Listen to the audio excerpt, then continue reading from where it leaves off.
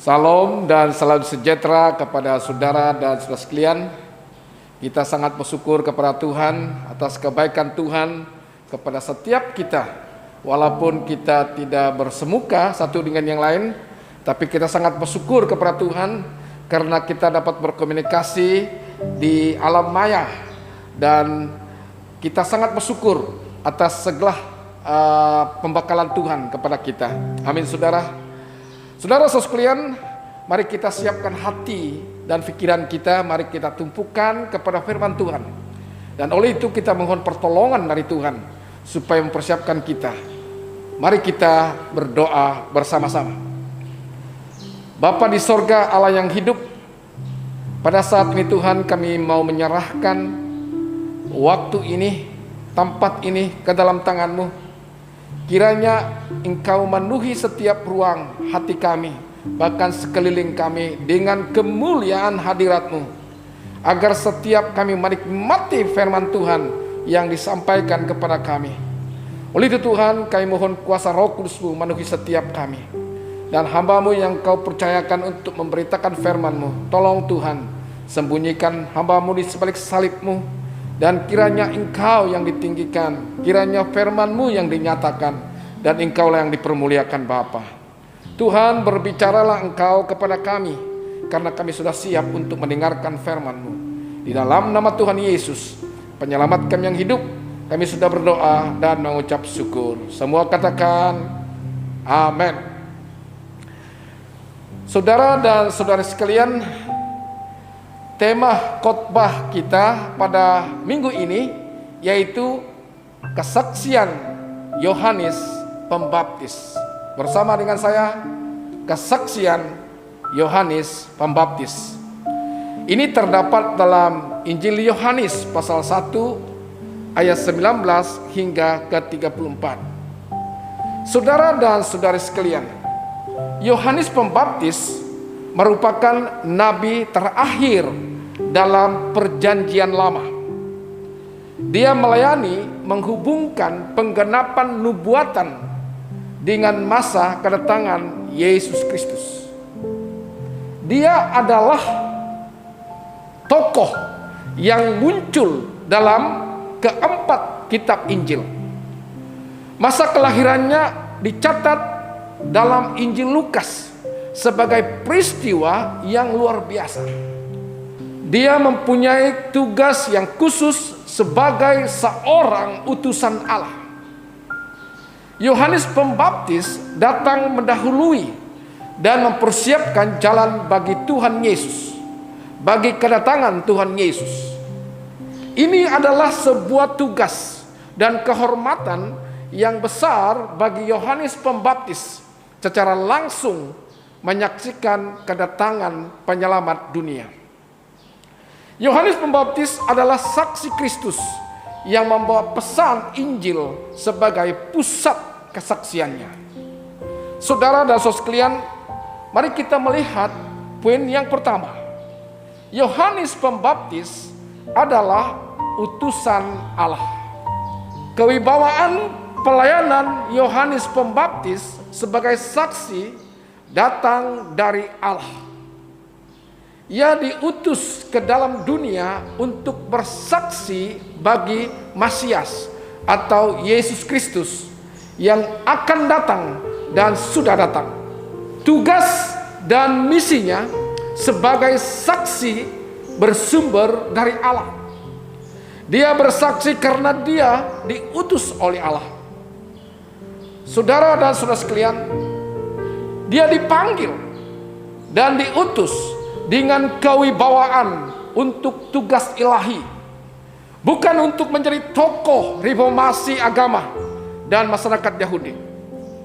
Sebagai saksi, tentu isi kesaksiannya tidak berpusat pada dirinya sendiri. Ia hanya seorang saksi yang harus menyampaikan kepada orang lain apa yang ditugaskan Allah untuk disaksikan. Isi kesaksiannya datang dari Allah. Dia tidak dapat mengarang, menambah, atau mengurangi isi kesaksiannya. Allah menugaskan dan memberinya isi kesaksian. Demikianlah ia harus menyampaikannya, tidak lebih dan tidak kurang. Saudara dan saudara sekalian, saksi tidak sama dengan wartawan. Wartawan bertugas menyampaikan informasi tentang orang lain. Sedangkan tugas saksi adalah memberi kesaksian mengenai apa yang dialami, dilihat, dan dirasakannya secara pribadi, dan bukan menceritakan pengalaman orang lain. Inilah sebabnya Roh Kudus dicurahkan kepada rasul-rasul agar mereka memperoleh kuasa untuk menjadi saksi. Kisah Para Rasul pasal 1 ayat 8. Kamu akan menerima kuasa kalau Roh Kudus turun ke atas kamu, dan kamu akan menjadi saksiku di Yerusalem dan di seluruh Yudea dan Samaria dan sampai ke ujung bumi. Mungkin kita pandai merangkai kata-kata sewaktu bersaksi di depan jemaat, tetapi sesungguhnya kita belum sepenuhnya menjadikan hidup kita benar-benar sebagai saksi. Ramai orang Kristen pandai bersaksi, tetapi tidak menjadikan hidupnya sebagai saksi. Menjadi saksi bukan dengan perkataan semata-mata, tetapi harus melalui kehidupan kita secara nyata. Orang lain dapat melihat kehidupan kekristenan itu nyata dalam kehidupan kita setiap hari. Ucapan dan perbuatan kita selaras, selari, tidak ada perbezaan, dan kesemuanya itu mencerminkan bahwa ada Kristus di dalam kita. Amin, saudara. Yohanes Pembaptis adalah ahli teologi Kristen, teolog kristologi yang terbesar setelah Raja Daud. Sungguh banyak pengertian pentingnya mengenai kepribadian Kristus di dalam Perjanjian Lama yang sukar dirungkaikan. Ini dibicarakan oleh Raja Daud. Contohnya, Yesus adalah Mesias yang Allah urapi. Dia akan dijual dengan 30 keping perak. Tangan dan kakinya akan dipaku. Tetapi saat kematiannya, tiada satu pun tulangnya dipatahkan. Dia mencurahkan darah guna membersihkan dosa. Dikubur di kuburan orang kaya. Bangkit, duduk di sebelah kanan Allah. Dia adalah raja, nabi, dan imam. Inilah sebabnya Allah menyebut Daud orang yang berkenan di hatiku. Kenapa? Sebab Daud begitu mengerti mengenai Kristus dan karya keselamatannya, mengerti rencana dan isi hati Tuhan. Selain Daud, di Perjanjian Baru, Yohanes Pembaptis yang Allah kirim, yang Allah utus juga mempunyai pengertian tentang Kristus yang lengkap dan tepat. Dia merealisasikan nubuatan tentang Mesias di seluruh kitab Perjanjian Lama, membuat kesaksiannya tentang Yesus Kristus begitu fokus.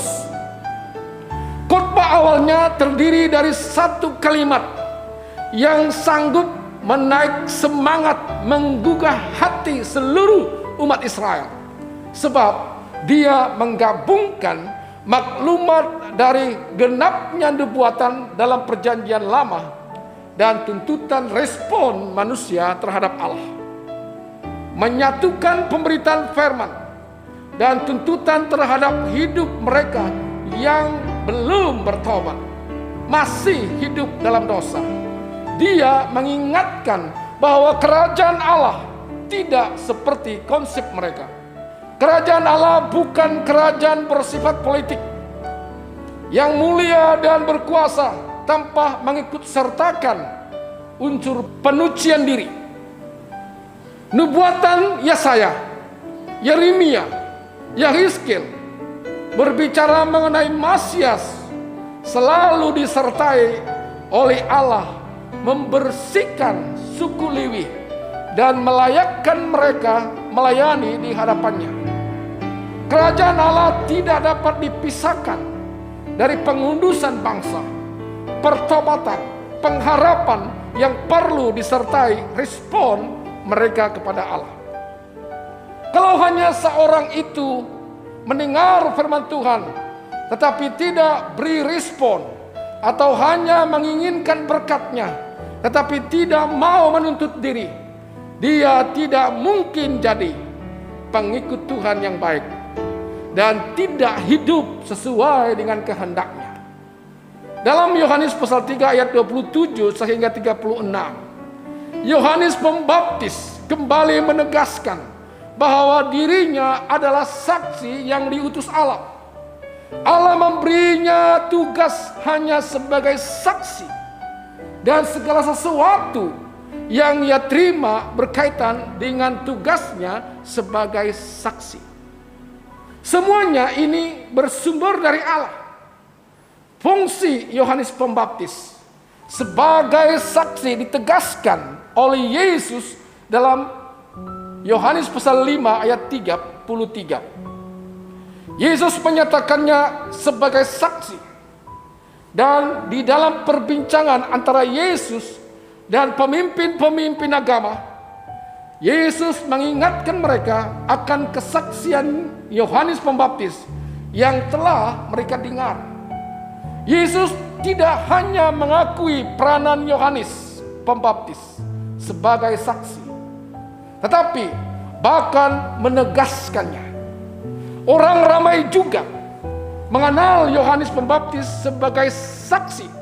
Yesus mengingatkan mereka akan kesaksian mereka melihat hidup dan perkataan Yohanes Pembaptis menunjuk pada diri Yesus. Dan akibatnya ramai orang percaya kepada Yesus. Saudara dan saudara sekalian, mari kita melihat poin yang kedua. Apakah isi kesaksian Yohanes Pembaptis? Yohanes pasal 1 ayat 7. Ia datang sebagai saksi untuk memberi kesaksian tentang terang itu, supaya oleh dia semua orang menjadi percaya. Yohanes Pembaptis bersaksi tentang terang. Istilah terang di dalam Injil Yohanes ini menunjuk pada diri Yesus. Yohanes pasal 12 ayat 46. Aku telah datang ke dalam dunia sebagai terang, supaya setiap orang yang percaya kepadaku jangan tinggal di dalam kegelapan.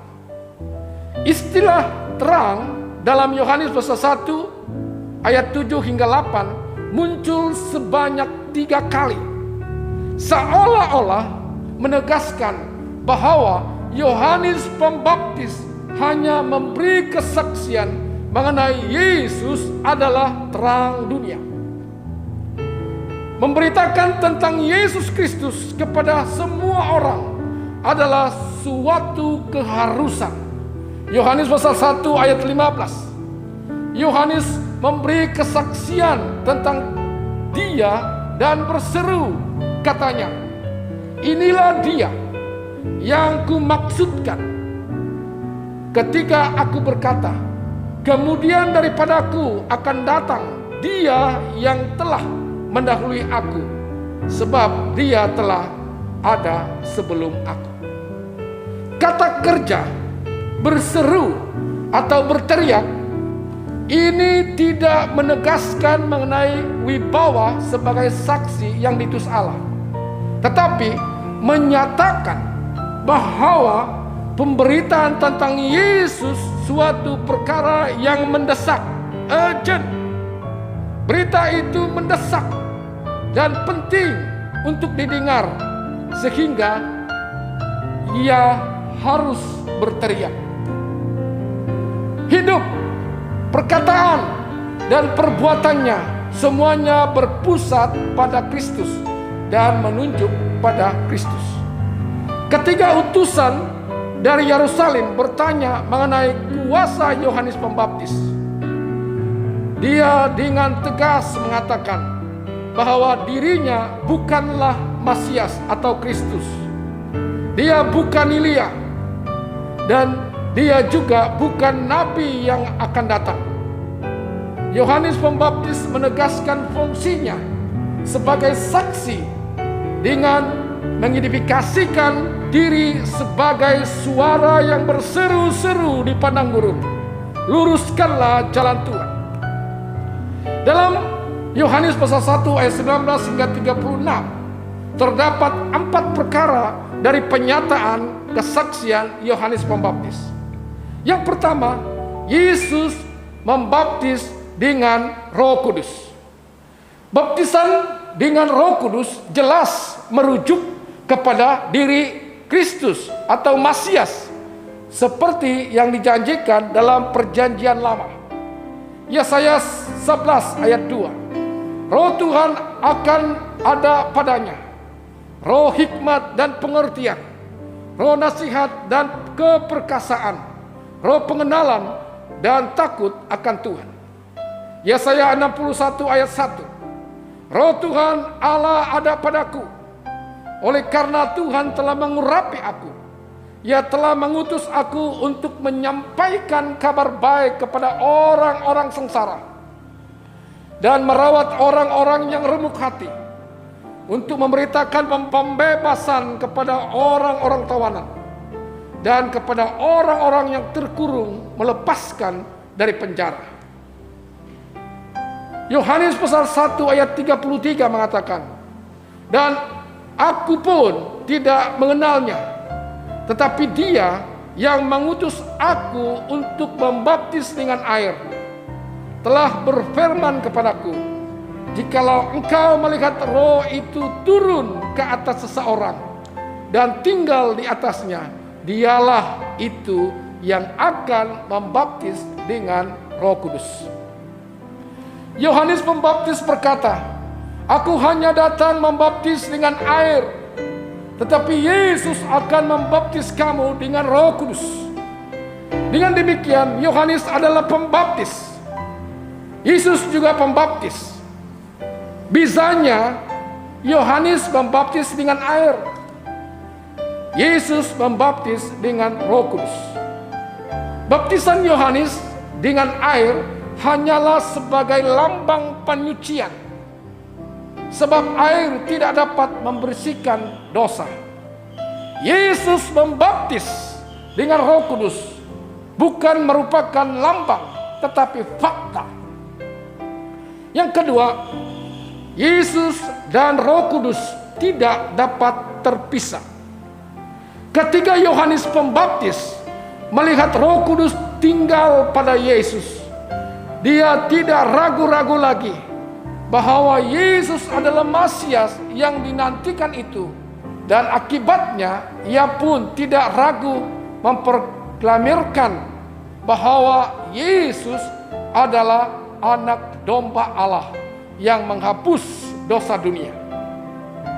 Walaupun kita mengetahui bahwa konsep Tritunggal atau Trinitas ini tidak dapat dijelaskan hanya dengan akal, bukan bermaksud bahwa Allah Tritunggal ini adalah konsep yang sama sekali tidak masuk akal.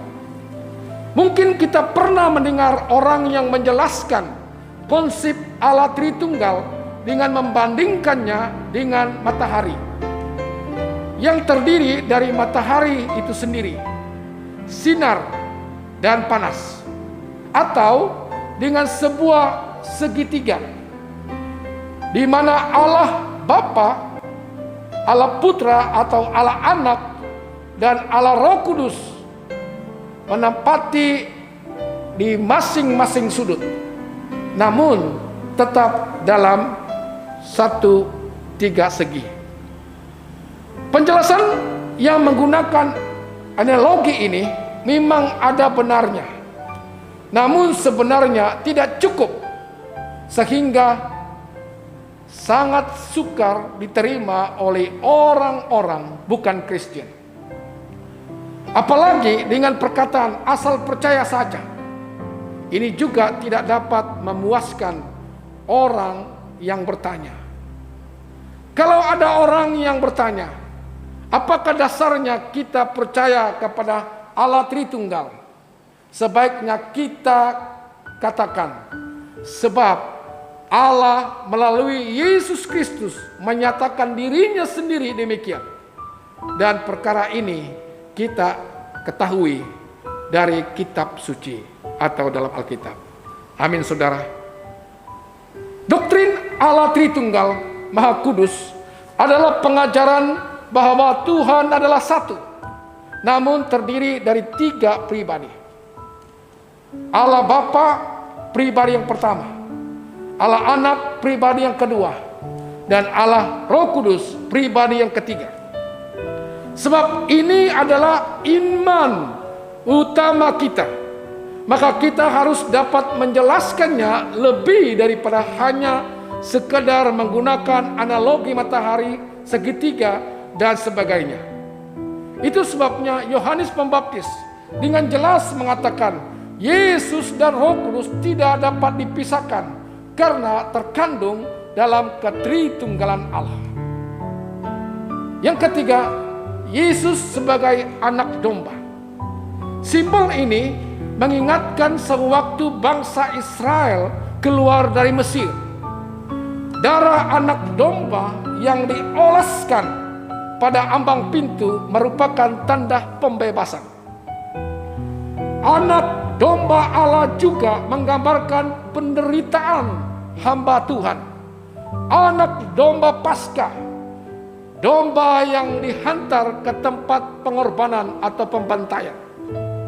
Ini adalah anak domba yang menghapus dosa-dosa dunia.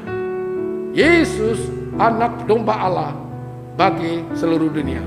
Amin, saudara. Yesus adalah anak Allah. Disebut Yesus adalah anak Allah sebab Yesus mempunyai hubungan yang khusus dan unik dengan Allah. Yesus adalah anak, maka Yesus layak mengatakan bahwa Allah sebagai Bapanya. Inilah yang ditonjolkan oleh Yohanes Pembaptis, yaitu Yesus anak Allah yang datang menjadi penyelamat dunia. Saudara dan saudara sekalian, mari kita melihat poin yang ketiga. Kepada siapa Yohanes Pembaptis bersaksi? Yohanes pasal 1 ayat 7. Ia datang sebagai saksi untuk memberi kesaksian tentang terang itu, supaya oleh dia semua orang menjadi percaya. Yang pertama, Yohanes Pembaptis bersaksi kepada pemimpin agama Yahudi.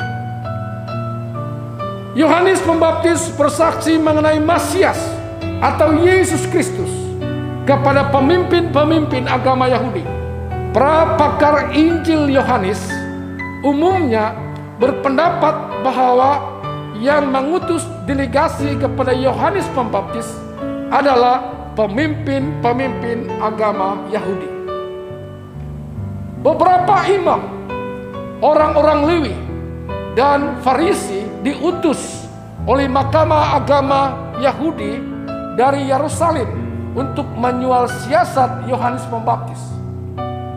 Ketika berhadapan dengan pemimpin agama, Yohanes Pembaptis mengutip Perjanjian Lama yang secara tidak langsung menegaskan fungsinya sebagai saksi tentang kedatangan Masias. Yang kedua, masyarakat orang Yahudi.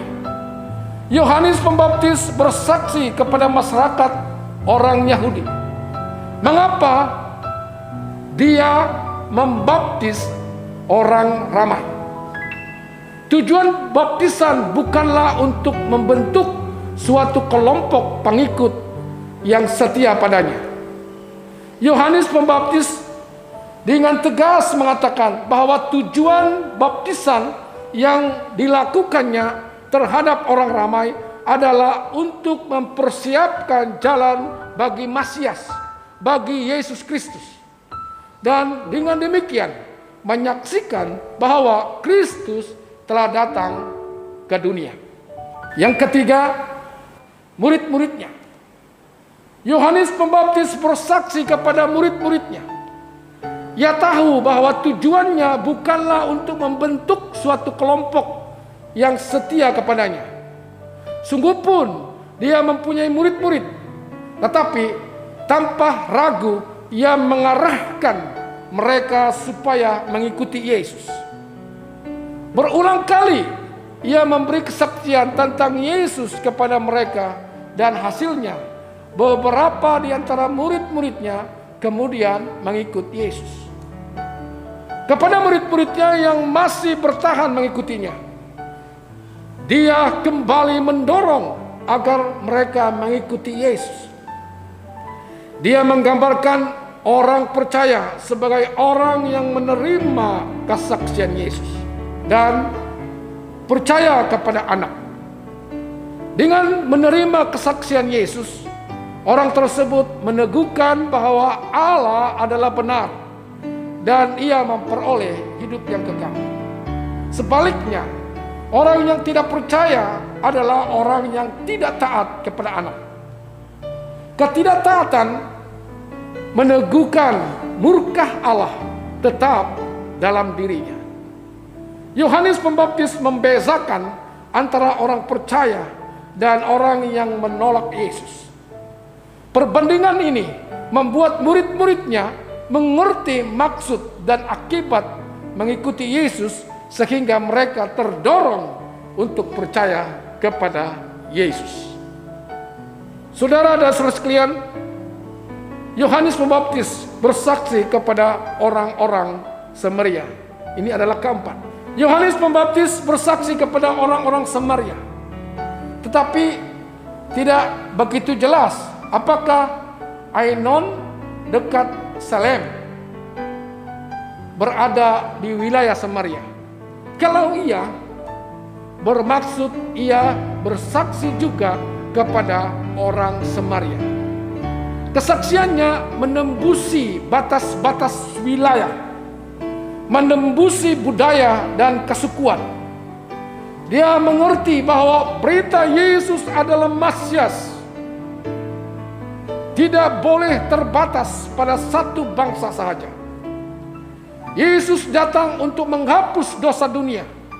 Kesaksiannya kepada orang Samaria boleh dikatakan sebagai wujud nyata bahwa Injil itu untuk semua orang.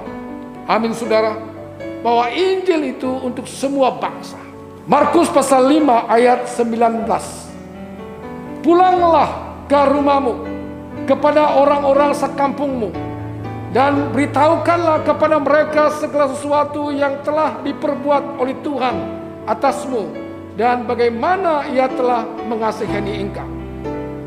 Sebelum Yesus naik ke sorga, dia berpesan kepada murid-muridnya dalam Kisah Para Rasul pasal 1 ayat 8. Tetapi kamu akan menerima kuasa kalau Roh Kudus turun ke atas kamu, dan kamu akan menjadi saksiku di Yerusalem dan di seluruh Yudea dan Samaria dan sampai ke ujung bumi. Setelah kuasa Roh Kudus turun di hari Pentakosta, penuhlah mereka dengan Roh Kudus. Bermula dari masa itu, murid-murid Yesus mengalami perubahan hidup yang luar biasa. Mereka tidak lagi takut dan ragu, melainkan dengan penuh keberanian bersaksi mengenai Yesus Kristus kepada sesiapa yang mereka temui, dan melayani Tuhan dengan semangat yang menyala-nyala. Sudahkah Anda bersaksi mengenai Tuhan Yesus kepada orang lain? Adakah Anda enggan, tidak mau bersaksi karena Anda sendiri belum dapat menjadi kesaksian bagi orang lain? Setiap kita pernah mengalami pertolongan Tuhan. Inilah yang harus kita saksikan kepada orang lain. Tugas kita hanya bersaksi, membuat orang percaya kepada Tuhan Yesus adalah pekerjaan Roh Kudus. Oleh itu jangan tunda waktu menceritakan kebaikan Tuhan Yesus kepada orang lain. Oleh itu jangan tunda dan jangan malu bersaksi mengenai Yesus Kristus kepada orang lain. Yohanes Pembaptis, dia fokus hanya bersaksi tentang Tuhan Yesus. Maka kita sebagai pengikut Yesus diamanatkan supaya kita menjadi saksi tentang Yesus, supaya ramai orang akan menjadi murid Yesus. Ramai orang mengenal Yesus sebagai Tuhan dan penyelamatnya secara pribadi. Oleh itu saudara sekalian, mari kita datang kepada Tuhan dan berdoa. Terima kasih Tuhan atas firman-Mu yang sederhana. Berkati setiap kami yang mendengarkan firman-Mu. Penuhi kami dengan kuasa Roh Kudus-Mu, agar kami menjadi saksi Tuhan dimanapun kami berada. Penuhilah kami dengan kuasa Roh Kudus-Mu ya Tuhan, agar kami punya keberanian dan tidak ragu, melainkan menyatakan kebenaran-Mu di setiap tempat. Dan kepada siapa saja kami mempunyai kekuatan, kemampuan menjadi saksi Tuhan dalam seluruh kehidupan kami setiap hari. Terima kasih Tuhan, berkati setiap kami yang mendengar firman-Mu, dan kiranya Engkau ditinggikan, kiranya Engkau dimuliakan di dalamnya. Di dalam nama Tuhan Yesus, penyelamat kami yang hidup, kami sudah berdoa dan mengucap syukur.